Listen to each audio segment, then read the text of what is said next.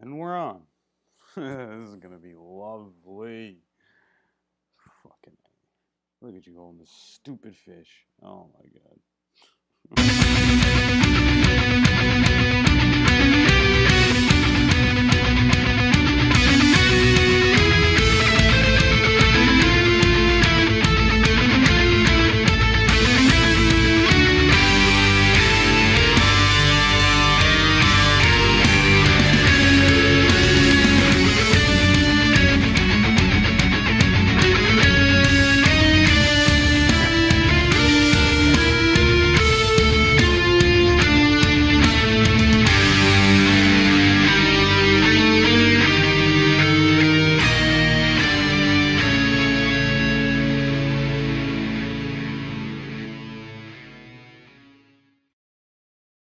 Welcome back, everyone, to the best podcast in New York. This episode of the Assassin Cast is for the week of February 10th, 2019. I'm Jeremy Malaspina, accompanied by Dan holding a few fish that he's caught over this vacation that he's on. He's here in spirit. He's actually not here. This is the solo edition. And it's going to be brief, probably half of what the podcast usually is. I got a couple topics I want to go over that I just could not wait to talk about for another week. I know you guys have been waiting on us for a little bit now, so pardon how I sound. I feel like shit. The accident has done a number on me, on top of all kinds of shit going on. So apologize in advance. How you feeling, Dan? Yeah, he looks pretty happy. All right. So first, okay, so let's go over these topics real quick, and we'll get into it. All right. First up on the list, we'll be talking Wesley Snipes confirms two new Blade projects are in the talks with Marvel, which is very interesting. Uh, I would like to talk with Dan about that because I have mixed feelings on it, and I know exactly what he would say about it.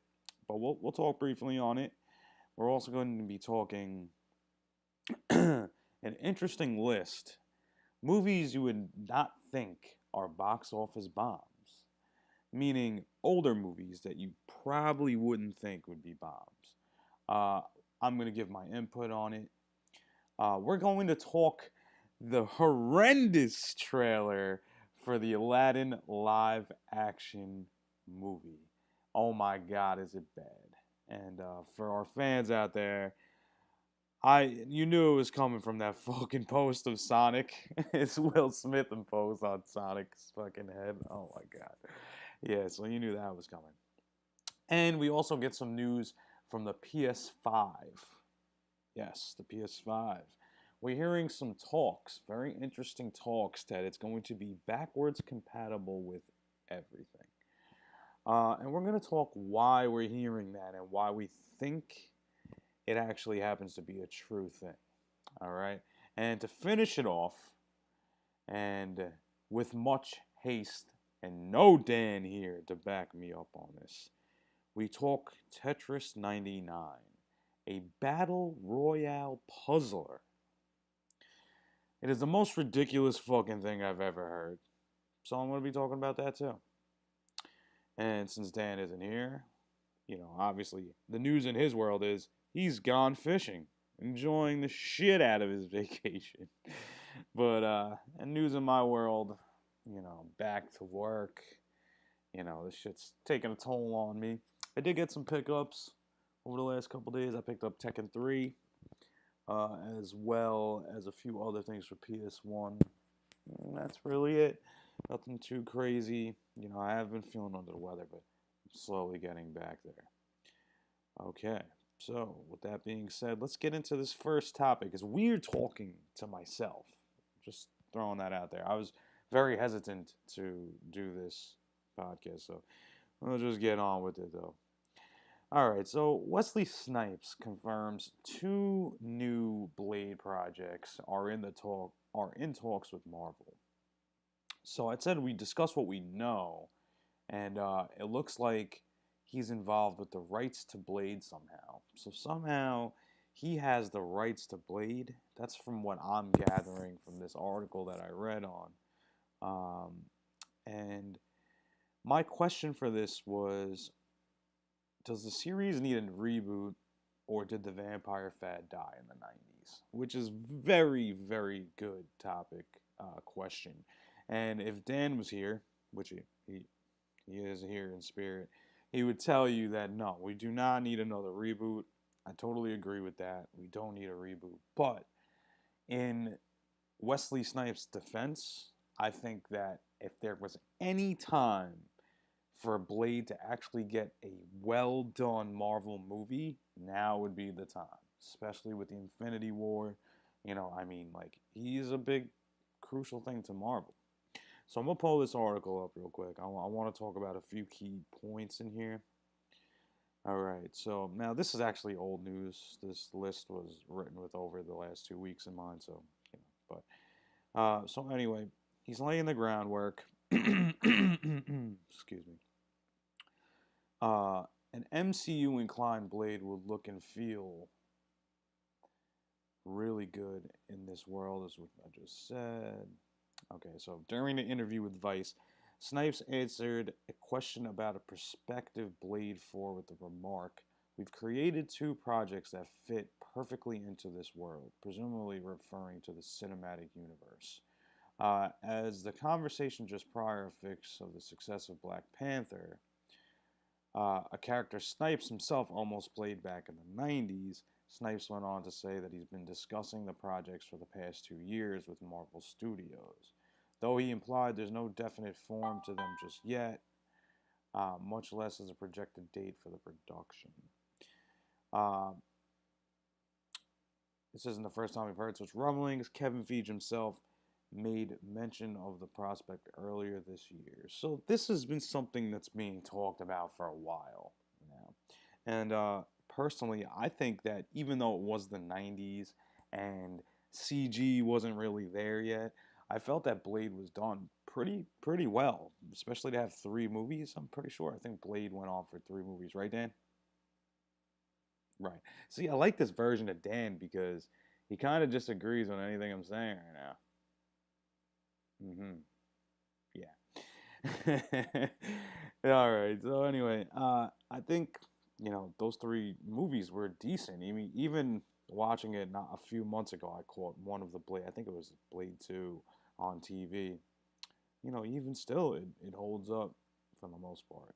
I mean, you know that it could be done a lot better, and I think that's where Wesley Snipes is going with this sort of thing, knowing that Marvel could take it up 10 notches from what it was in the past and really bring Blade into the universe. I just don't know, like, these 2 projects that involve Blade in the universe, it seems like the Marvel universe is getting stretched really thin, if you know what I mean. Like, it's bad enough we got aliens and space monsters coming down with fucking stones that snap your finger and people turn to dust. It's getting stretched very thin. So to add a vampire in the mix, I guess why the fuck not in a sense, but I don't know if it's really gonna hold water with the storyline. That's where I'm getting at. In this particular instance, a reboot might not be that bad of an idea.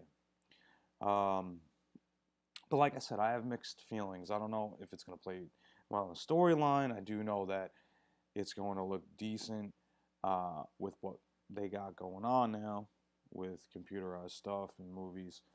So we'll leave that at that. I mean, the vampire fad did die. Right now, it's more zombies than anything. Anybody could tell you right now that the zombie fad is in, the vampires are out. So, I mean, what does that mean to Blade? Probably nothing.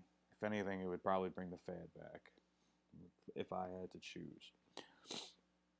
All right, so moving on, and nobody to do any of my segues right now. Thanks, Dan. Jesus. All right. Excuse me. We got an interesting list here. All right. Movies you never would think are box office bombs. We discuss the list and give our input. Let's pull the list up right now. Now this is interesting because some of these movies you would never think were bombs at the time. So, all right, so let's just go through the list. It's in no numerical order. Some of these are very interesting. So let's just take this at face value. All right, because some of these interesting articles you come across are just complete bullshit. But let's go on with it. So the first one on the list is The Shawshank Redemption. Nominated for 7 Academy Awards. Audience didn't flock to see the film when it was first released. Let's see if they give numbers, do they?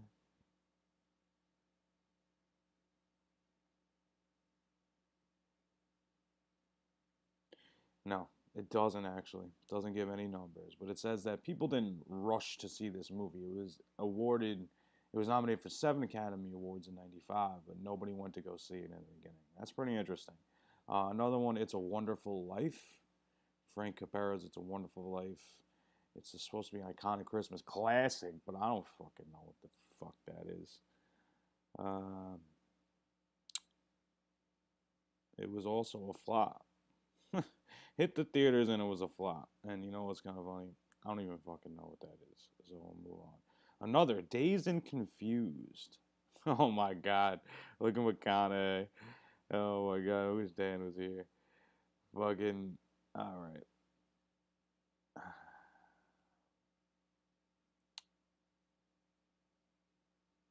Wow, I'm getting lost in this article. I hate the way these articles are posted up. It's really done like shit. If you're gonna write articles on the internet, just make an article like a fucking newspaper. I don't need to see ads for PlayStation every 5 fucking minutes. You see that? I don't need to see that. Alright, so released in '93. It immediately didn't find a large audience. It was actually successful once it was released to home video. So look at that. Oh my god, Dan, where are you? They got Green Lantern on here. Oh my god. Yes, Green Lantern with Ryan Reynolds. This was a box office bombs and it never it never redeemed itself. So why is this on here? Office Space, also a box office bomb, and it wasn't made known until it was released on home video and DVD. Fight Club. Wow, really? Fight Club made the list. It didn't do well in the movie. Some people hated it, including Rosie O'Donnell. Uh, and it happened to be a fucking cult classic now. Interesting. Willy Wonka and the Chocolate Factory, the original, happens to be a box office bomb. It finished 53rd in terms of gross in the box office. Wow, that's bad. Of all the movies released that year, Gene Wilder was highly praised for his performance. Blah blah blah. Found enthusiastic audience when it started airing a lot on television in the '80s. So once it hit TV, it did better. I'm gonna skip this one. Harry and Maude, The Big Lebowski. Wow, I'm surprised that's on here too. Hitting theaters not long after Titanic was released. The James Cameron flick broke box office records for the months on end. It was hard for that movie to get publicity. Although The Big Lebowski perplexed some critics, it took time to find its audience. Happens. Donnie Darko, great movie. Oh wait, is this with Jake Gyllenhaal? Oh, I'm thinking of a different movie. Sorry. It didn't resonate with audience. It was so well received after the fact. It received a director's cut. All right, you get the picture. One from the Heart. Is there anything else? Blade Runner. Sorry, guys. I'm like really sick. Blade Runner had a budget of $30 million. Turns out.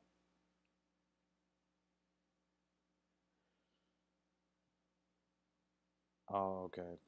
Yeah.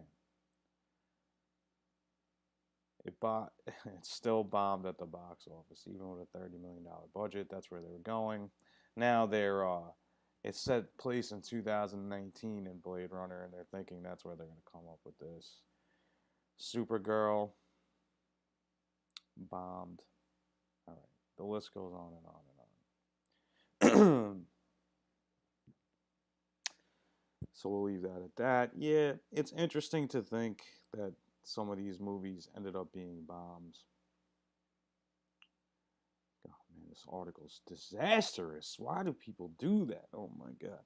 So yeah, it's interesting that some of these movies didn't actually get a hit until after the fact. That's actually interesting. You know, once it made it to DVD, that's where it found its love, if you would. All right, so on other movie news, let's talk about this horrendous fucking trailer for the Aladdin live action movie. Now, it might just be the way the movie was cut because me and Dan both agreed that the live action thing could be done very well, especially from what we saw from the Lion King live action trailer. It looked unbelievably great. This was a little on the side of no. You know, I mean, once people saw Will Smith as the genie, that's where it took a very sharp turn for the worst. A lot of people aren't agreeing with the pick for the genie. Some people wanted Terry Crews, which I still don't know how you would pull that off. And let's be honest here. From the actual animated film, you had Robin Williams play the genie, right? That's some pretty big shoes to fill. So no matter who they pick to be Genie in this movie, it's never going to be Robin Williams. All right? That's just the honest truth.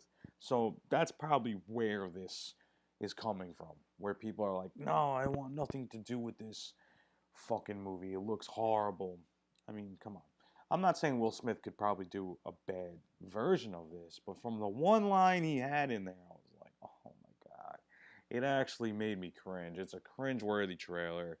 Check it out. Hopefully Disney redeems themselves somehow. Somehow. Because from what I saw, you must have paid a lot of money to have Will Smith dressed in fucking blue. I saw a funny meme where it was a Fresh Prince of Bel-Air, and you know, he's spray painting on the wall, and the cops come, and he sprays under his armpits to try and get out of it. It like the next box is him all blue as a genie. It's fucking hysterical. Well, I mean, this is what I'm saying. It's like people are taking it as a joke, but you know, this is really in the works. This is happening, and I think it's more about what I said about, you know, having Robin Williams be such a staple in that franchise for over 20 years now. This was in the 90s. It's never going to be him. So no matter who they pick, no one's ever going to be happy. And it might turn out to be a decent movie, but we're going to have to see.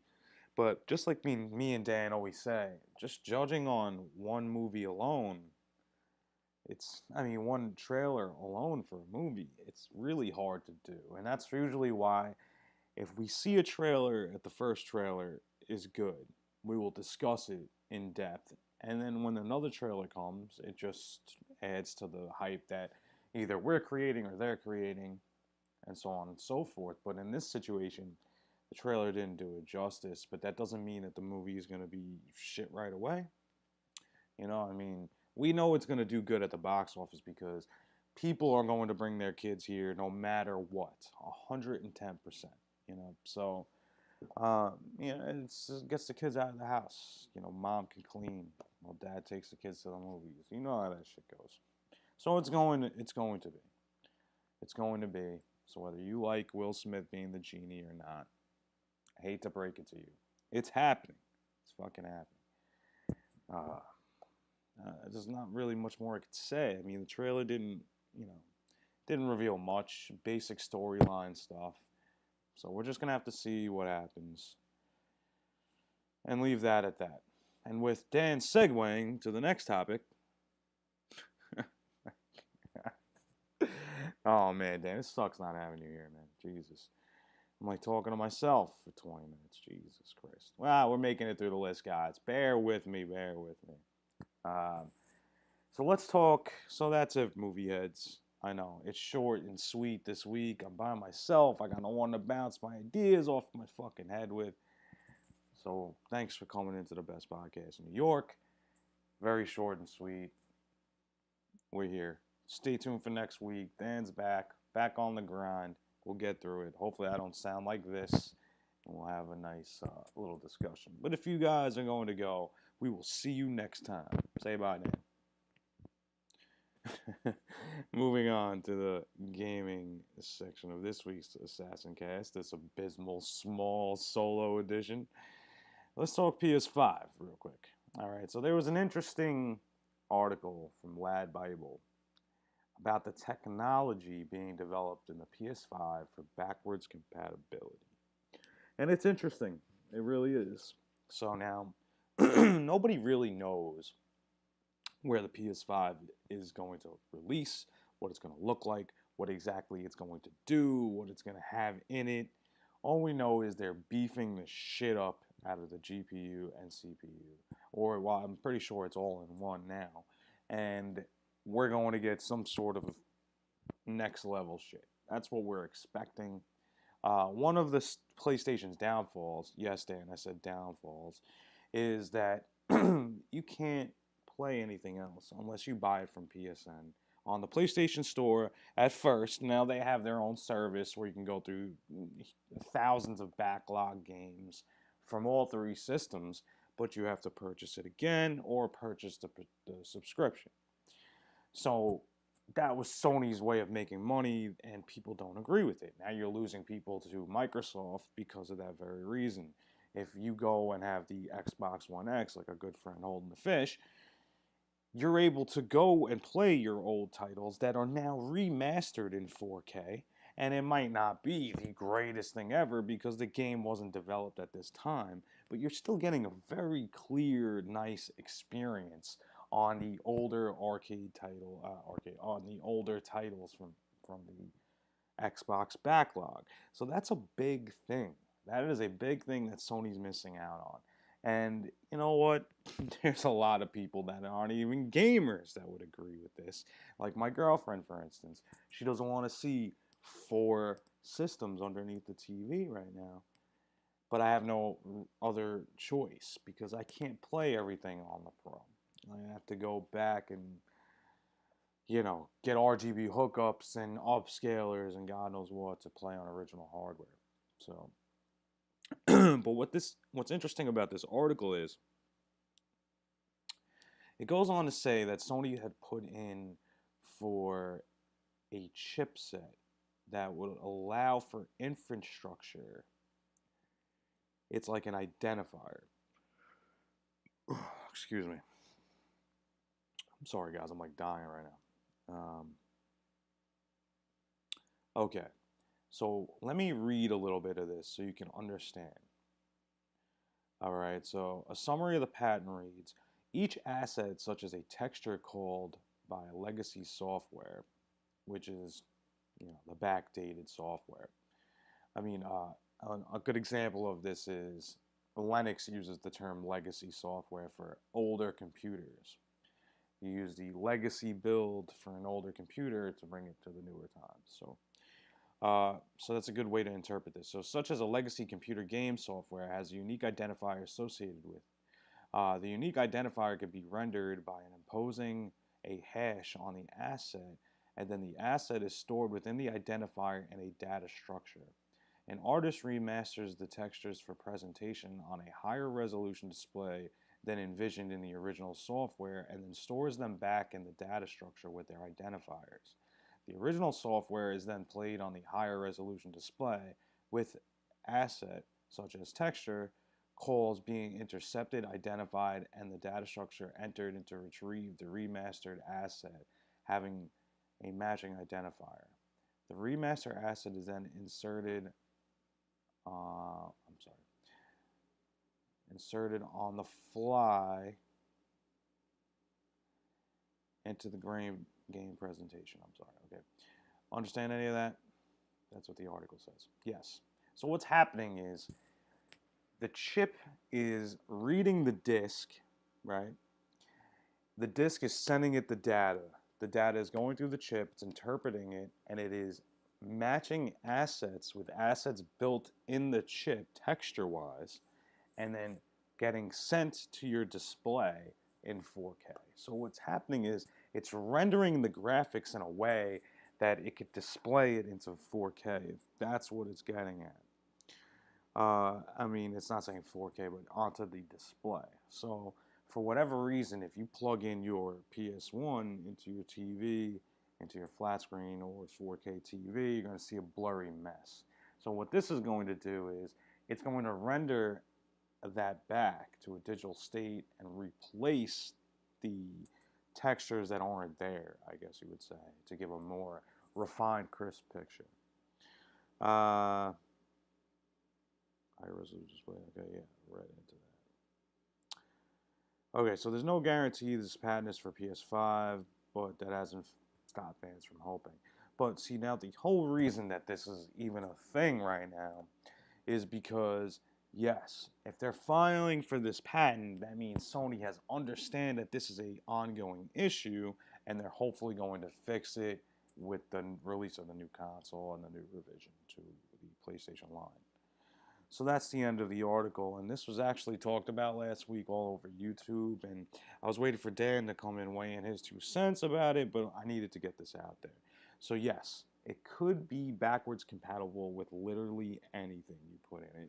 That's going from PlayStation 1 to PlayStation 3, PS4, whatever it is. It's going to do some crazy computing and put it back to you. It's amazing how the computing processors in these fucking consoles are this out of control. So, with that being said, we're getting to the last topic of this week's Assassin Cast. So, if you made it this far with me talking to my motherfucking self, congratulations. A big round of applause. Nah, I'm just kidding. Thank you for sticking with me. I told you it'd be half the usual podcast. I have nobody to bounce this shit off of, so. I mean, he's there in spirit. You can see him. Alright, so with much haste and no Dan, only the picture. And believe me, that look on his face right now, he's looking kind of angry. Because he knows that I'm about to talk about fucking Tetris 99. A battle royale puzzler. Yes, a battle royale puzzler. It is the most ridiculous thing I've ever fucking heard. Now, me and Dan, we don't like this whole battle royale fucking fiasco fad. Alright? We don't. We don't like it. I don't like anything about it. I don't like that all these first-person shooters are getting on the bandwagon thinking that this is it. This is going to be the new thing. It's the new thing for kids. Tetris, that's pointing it in our direction. That's something that me and Dan grew up playing. That's our generation. So to do this sort of battle royale puzzler is ridiculous. And no offense to John Hancock, I love you to death, man. He is one of the best people on YouTube. He had showed some footage for this. And at first when I heard this, I didn't really understand how they would even put some shit like this together. How is that even possible? Tetris at most was a 2-player game. You battled somebody else. So the way it fucking works is you are clearing rows as you go, right? And ever so often, once you clear a row, it shoots your unused garbage blocks, in the words of John Hancock, to another person. And I guess there's about 100 people who are playing this in the same game with you. And everybody's tossing their garbage at everybody else. And you got to go to the farthest, and I guess whoever gets to the top gets out. They're out. And then you keep going and going and going until there's one person, I'm assuming. So whoever fucking made this to begin with, this idea of a battle royale fucking goddamn, I don't even know, battle royale puzzler, you got to be on some sort of good bud, my friend. Because I don't understand how you would even think of something like this, let alone actually put this shit out there for people to buy. And people are eating this shit up. I saw it all over the Facebook groups. People are like, yo, Tetris 99, who's playing this? It's like, Listen, man, not me. That ain't for me. I love Tetris. Don't make me hate fucking Tetris, please. You know, this makes me want to boot up the NES just to play regular fucking Tetris. So if Tetris 99 did anything, it is for me to boot up the original NES to play motherfucking Tetris. That's it. That's all I have to say about it. It is a horrible idea, and these companies, they need to stop jumping on this fucking bandwagon. Battle Royale isn't for everybody. I hate to break it to you. There's people like me and my good old friend Dan over there that enjoy single player campaigns. Now, don't get me wrong. I like to get online and play with people in a death match, as well as Dan likes to get on and play Madden with people. But I hate to break it to you, this battle royale shit is it's just not for me. You know, this one and done. You die, you get sent to another 100 people. To me, that sounds exhausting. You know, these games with 100 people in it, you're battling out 100 people. You get down to 20, and you die, and then you get sent to another map with another 100 people. That's fucking exhausting. I don't know. I don't know why these kids are so into it, but for whatever reason, they are. They are. And that's all I have to say about that. And before we'll go, I'll look up one last topic for you guys. Since I feel bad, it's just me. I feel bad, it's just me. I got rudely interrupted. Sorry. I'll give you one last topic for you guys. And I will look it up right in front of you. So let's take a look here. One last gaming topic. Make it an even Steven.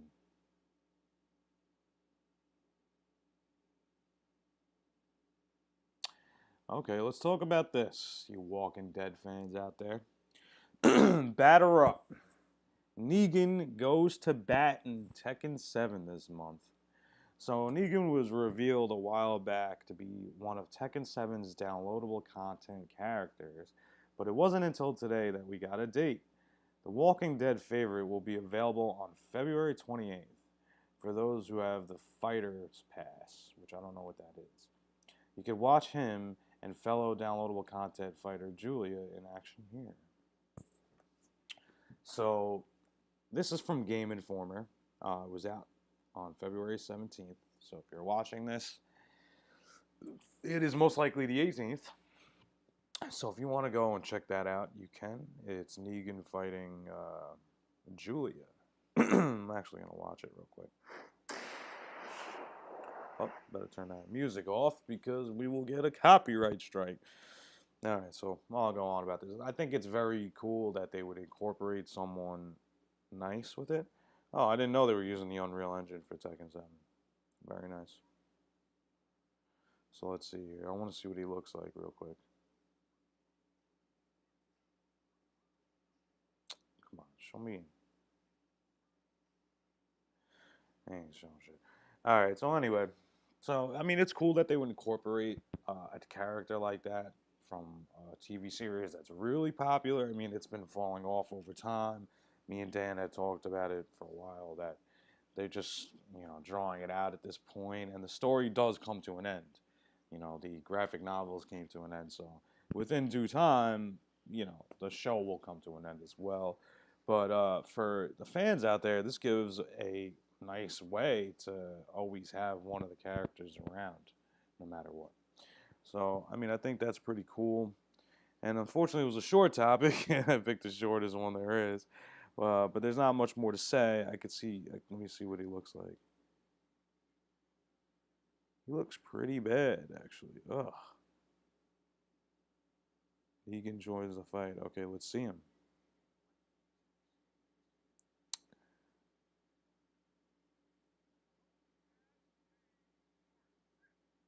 He looks like shit. Oh, I guess he can't use the likeness of the fucking actor. I mean, with the way these games are so much, I mean, you would think fucking... Oh, he looks kind of close. Definitely changed. I don't know. Maybe they got to deal with the director or something to be able to use the likeness, or even the actor who plays him. They got to have multiple deals. But however this happened to be, it's actually pretty cool that they would do something like that. It's not my personal pick for a character out of The Walking Dead. I would think that a few other characters would make a better person. But it's pretty badass, I guess. So with that being said, that's the end of this week's podcast for the week of February 10th, 2019, Dan. Yeah, didn't fuck it up. Didn't even look. You'd be so proud of me right now. So, I mean, this week, upcoming week, we are going to have both of us back here. We're going to get back on the grind, hit you every week like we usually do. It's just transitional period for me with work. Dan had time off. He had to take it. So we're going to get back on the grind in these upcoming days. Long Island Retro Gaming Expo has been getting a lot of people to come and be a guest at the show. So far, I saw that it's the Retronauts. The guy from the Retronauts is going to be there. And the two guys, Corey and Trice from My Life in Gaming, are going to be at Long Island Retro Gaming as well. So far, there will be more, but they have been making announcements too. Me and Dan haven't decided we're going to be there because we both personally think it's too early to say, for us to pick up a table. But we will be making a decision within the upcoming months, I'm sure. And with that being said, oh wait, what am I playing right now? Right now I am playing Spider-Man. Yep, I said it. I haven't actually been playing really much of anything the last 2 weeks with work. I've been getting home late. I now have to go to physical therapy right after. I come home, I eat dinner. Before I know it, I have to go to sleep. It's like I have no time whatsoever to play, but maybe tonight I'll have some time. We'll see. It's getting late already, though, but we'll see how it goes. But I'm Jeremy Malaspina, accompanied by my good friend and co-host in spirit, Dan McCarthy, holding a fucking fish. We're signing out. Peace, bitches. Thanks for tuning in. Check us next week.